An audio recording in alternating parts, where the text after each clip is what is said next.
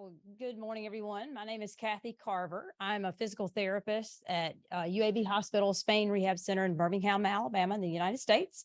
I want to spend a few minutes with you this morning talking about a preliminary study we put together in my clinic that documented a clinical trend that I began to see after listening to a patient who was dealing with chronic pressure sores.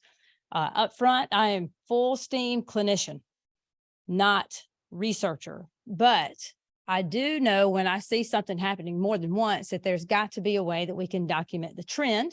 So I went and got some assistance to try to see how we could collect data on this. And that's what I want to share with you today. And I also would like to stimulate some discussion about a few things that came out of this project. So I look forward to our time together.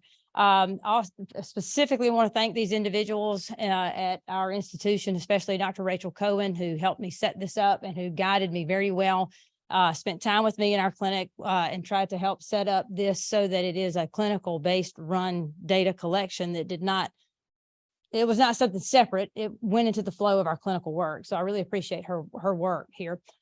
So, like I said, I work in a wheelchair and seating clinic. And so I do evaluations, fittings, trainings, custom molded assessments, the interim fits, the follow-ups and those types of things. Had this gentleman come by after a wound clinic visit and came in very angry that he was not able to get his chronic wound healed. And he said, I want you to take this power tilt off my wheelchair right now because it is causing my sore.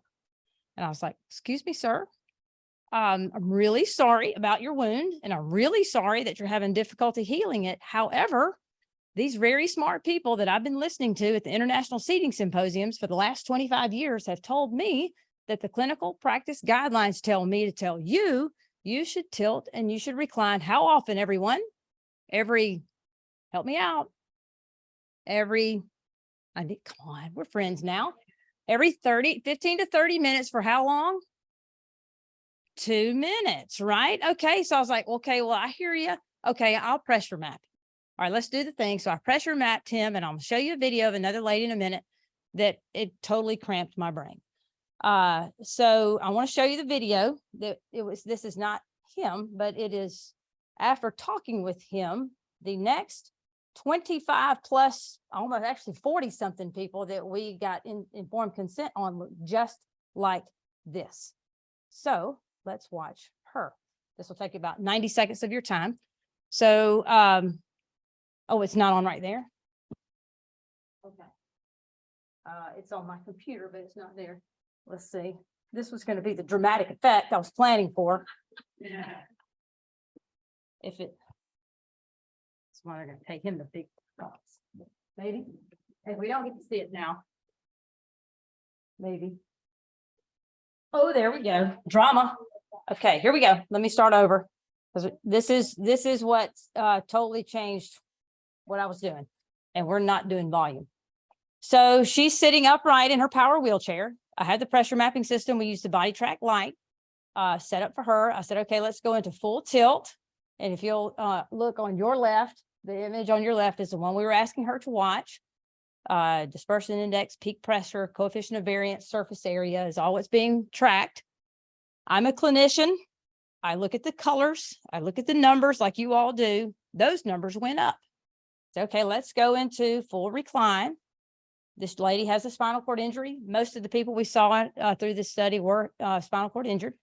Okay, that's not supposed to happen, according to what the Consortium of Spinal Cord Medicine tells me, and all of the smart people who've been collecting data long before me. So everybody else in agreement? Okay, so I had to start asking these questions of, first of all, where did our guidelines come from? Who said it? What was it based on? And what do I do about this? So I go back to the Consortium of the Spinal Cord Guidelines, and every other article I've ever read about how often we're supposed to be doing pressure relief goes back to these studies. Bergstrom in 92. I graduated high school in 1991. Mr. Nixon's chapter in his book in 85. I was about in the 5th grade. And then the Ho and Bogey study in 2007.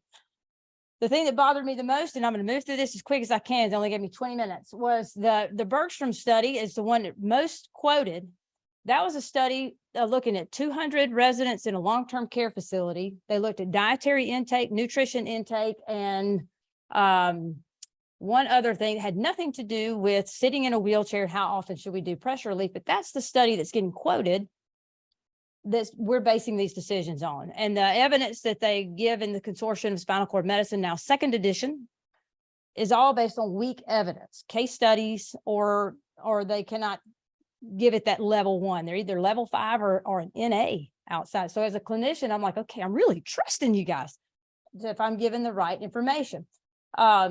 So, I need to go to this from the current slide. Let me give you that.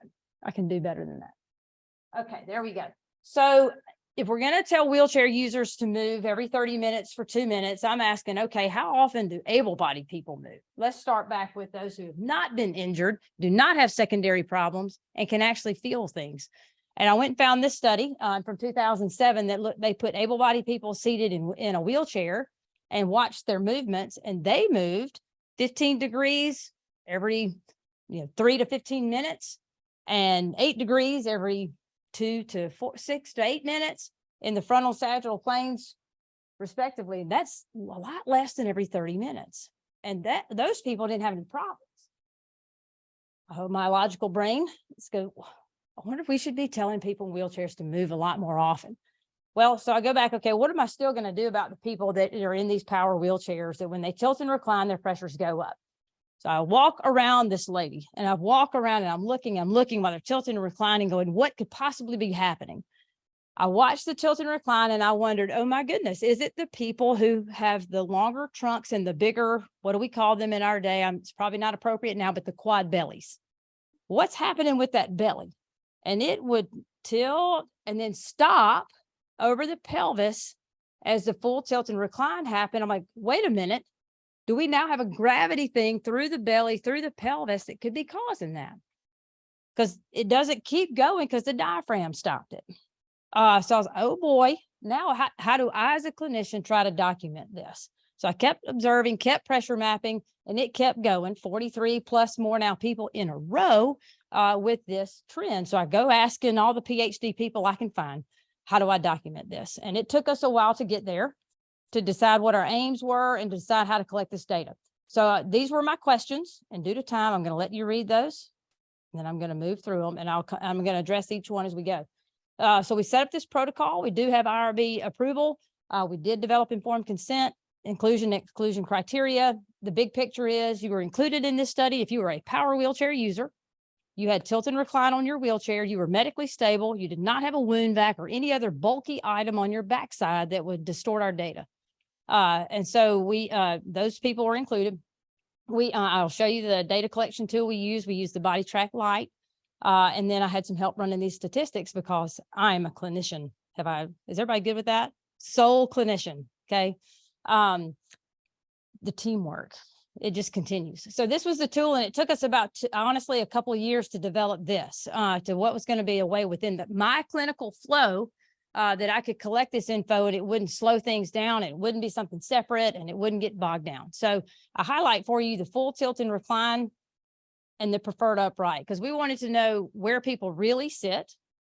And then if we're going to tell them to go back every 30 minutes for 2 minutes into full tilt and recline, is there a change in pressure? And if so, does it really matter if you have a certain body type? So those were our questions. So here's how many people we collected data on. We did lose some data because of the software. We did lose it because it took us a while to put the angle thing in the right place and define our angles. How we define recline and use some of our semantics is not always the same in the literature. So that's a little bit more work I think we need to do. So we ended up with 25 usable data sets. And here's some of that demographic for you to just give you the big picture of where we are. We are still collecting it, still refining it. So the numbers I give you, they're not accurate. Okay, are we good with that? Then we can be friends. So I started sort of using this phrase of the shoulder to abdominal ratio. And as a clinician, I thought if it really is true that maybe someone with a longer torso and the bigger belly, if I as a clinician can say, okay, if that shoulder height is half or of the circumference around someone's belly, Is that something clinically we can use to know if they may fall into this category that I need to change my education? So essentially, example, if my shoulder height is 20 inches, but the circumference around my belly is 40 or more, is this trend happening? Or if it's 39 or less and I'm thinner, is that trend really happening? So this is a sample of sort of what some of these showed up to be. So that abdominal girth shoulder height ratio, that 2.2, is that if that was twice as much, so 20 to 40 or higher, this is what we saw. These were the positions we mapped them in. We did it at a full upright, full tilt, full recline, a preferred upright, and a preferred pressure relief position. That's what people really do, right? Okay. So this is sort of the summary of where we were, that most people's preferred upright was in about 13 degrees of tilt and about 114 degrees of recline. The way I defined that for this particular data set was I started at 90. And if on my angulometer, it went back another 15 degrees, in my mind, that was 105. So that's how I define the numbers for this group. Probably need to change it. That's what we'll do after this. Again, hint, preliminary study. So the full tilt and recline, this is where most everybody went to, was to about 49 degrees of tilt and all the way back to 170 was where this data was collected. Now here's the cool stuff. Ready for that? All right. So here's what we saw. I like the color. Thank you, Dr. Rachel Cowan, who's not here today. She did this really cool thing to give you the picture. So on the far left, where all the little dots are, and this was our first aim, was is peak pressure greater at full tilt and recline versus preferred upright? Does it really go up when they go all the way back? And as you can see by these numbers, it does. So again, we got a lot of explaining to do, a lot of figuring out of what exactly is going on there, but I can tell you that it does. So on the left, they start out preferred upright. So all those upward climbs where that peak pressure went up. Now we had a few that went a little bit level and one or two that went down, and we're still digging through the data to figure out where those are skinnies. That's what we call them, the tall skinnies. So we're still learning here, but yes, average peak pressure was greater in full tilt and recline. So the second aim we had was, is there a relationship between a certain body type of why that was happening? And I really wish there was, because I really thought there might be, and there still may be once we kind of figure out how to truly get the scientific data part, but we did not find that in this particular data set. So there's got to be a reason though of why those pressures are going up. So here you'll see these are correlation coefficients that our great team ran for us, looking at shoulder height, abdominal girth, the ratio, and then also related to their height, weight, and BMI. So I don't exactly know why that's going up, but that's why I come to you to stimulate discussion, to work through some of this as an industry, as a group of clinicians and researchers and engineers. Can we go figure out why? Because am I alone in here that you have someone who has had a chronic pressure sore and they think more is better? So if I will just go back to tilt and recline and just sleep there, live there, stay back there, I heard it last week, zero gravity. Okay, last time I checked, zero gravity was in outer space, but they're going back there and those pressures are that high. Is that really the right recommendation?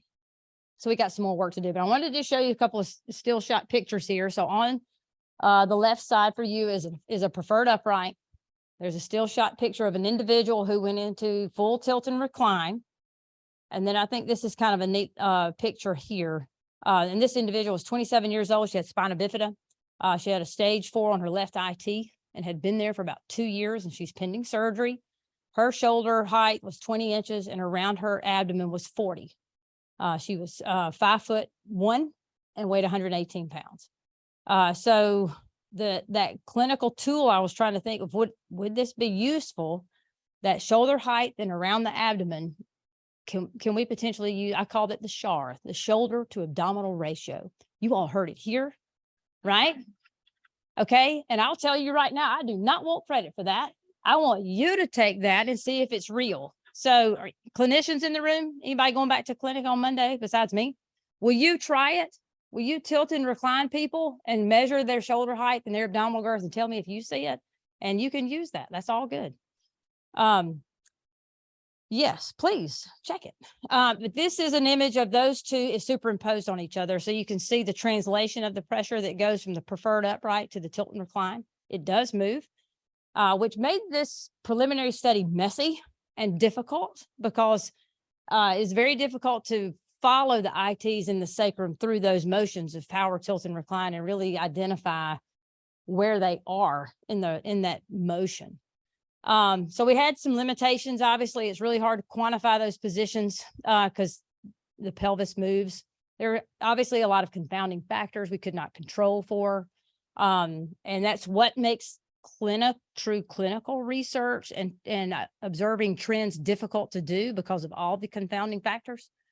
And we saw this trend in not only just going from a preferred upright to a full tilt and recline, but into their preferred pressure relief positions where they really go, whether you're telling them to go there or not, they go to a certain spot. So when they go there, we still saw it happening. It was hard for us, like Mary, to get data out of our system. So I'm trying to get some help to get a better software set up where we can actually export that data, record it, and use it in a little bit more of a formal fashion. We also saw people that would have fit in this study for the data collection, but all they had on their chair was power tilt. They may not have medically needed the power recline in someone's mind, but they didn't have it. So I couldn't collect that data. And it's just hard to draw hard and fast conclusions based on one thing here. We did choose to use individuals' personal wheelchair and seating systems because we wanted to capture them in their real world system. And it was theirs. It was one they had been evaluated for, fitted for, and trained to use. So we had a variety of manufacturers of systems, backs, cushions, and all that. And we wanted it to be a clinically meaningful data collection. So I didn't have a test chair, didn't have a test lab setting. I wanted to just see if this could work. I also want to be clear, this was not a goal to try to negate the use of power, tilt, and recline, okay? The goal was to see what happens when we're back there and how do I need to educate my patients while they're all the way back there? One takeaway for me has been, don't live back there. Surely use it for the many other reasons we know it's useful. Helps with your spasms, helps you with clothing management, manage your various tubes and things, swallowing, rest, whatever. Just cannot go back there for very long. Yeah. So tilt and recline have multiple functional and medical reasons. But again, the goal was just to see, does this really exist? And then we should probably be challenging our current clinical practice guidelines. I don't know how to do that. That's why I'm here. If you have ideas on that, to work together to either come up with, and then I don't know what my time is because I have one little challenge for you. How am I doing? What, I got about 4 minutes? 3 minutes. Perfect. Thank you. That's all I need. Is much like we know about patients who are at risk for stroke. You know, we know if you have diabetes, high blood pressure, you're overweight, you're African-American, and you have a family history of stroke, you're a sitting duck for a stroke. Why can't I take that similar mindset and go, you have a spinal cord injury, you have no feeling, you have incontinence, you have spasticity, you have these other factors, you're a sitting duck for a wound. So therefore, my guidelines for you are going to be very different than someone who doesn't have either near those risk factors or half of them or one of them. Is that a weird way to think? Okay, good. Thanks. I needed the validation. So that's what I'm also here to do. So anyway, we've got a lot to do. These are things, excuse me, that I tossed up here. But here's where I would also love to challenge you to do is listen to your patients. They are telling you what's going on. And it very well may be different than what we know at the moment, but they are what guides our next steps of our study, of our data collections, of our collaboration, of our efforts to track what's going on. They're the ones telling us what they need. And so I really thank Mr. B, and I thank all 43 people who have challenged my thought processes to think beyond what's in black and white, but also what they work through as their normal movements throughout their day. But I will tell you now, I do not use 30 minutes and move every 2 to 3 minutes. I tell them to move, like we say in the Deep South, like you have ants in your pants. Because if I, as an able-bodied person, am going to stand here and shift my weight every 3 to 4 minutes, you're going to need to do that too, because you have so many other potential risk factors than I do. So I will open it for questions, comments. Yes. Well, thank you.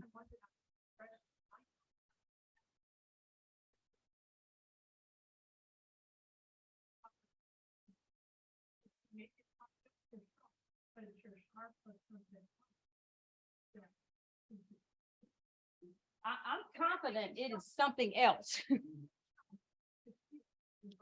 Oh, I see the next title for the presentation. I love it. Something. Hey, watch the language now. No, I mean, it's got to be something else, but because there's no one thing that we all know this. There's not one thing that leads to a pressure sore problem or a pressure injury, skin injury, whatever phrase you'd like to use. It's a multiple factor problem. So, and honestly, in the great state of Alabama, it was very difficult to find very many skinnies. All right. However, they're there. And we do need to collect more of those people so we have a much stronger comparison. So I will give you that. So it's ongoing. Yes.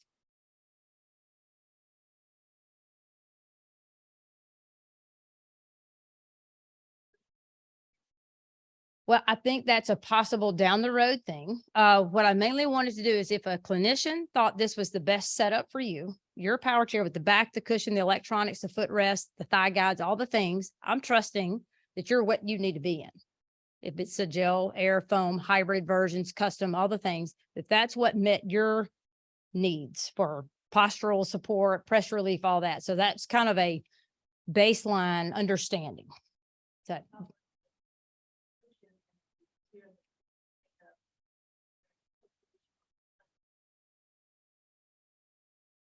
absolutely. I think there's a lot. And again, this is why I wanted to have this discussion, because it's going to lead to, I hope, many, many things. And I hope you're all part of it. A meeting afterward with some people who really want this. There's a lot we can do with this. Yes, my friend. Thank you. First of all, clinical research, messy, terrible, but absolutely critical and wonderful to challenge the truth as we know it. Right. In going forward, thinking about, I'm assuming you only map the seat. No, it's just the seat to get started.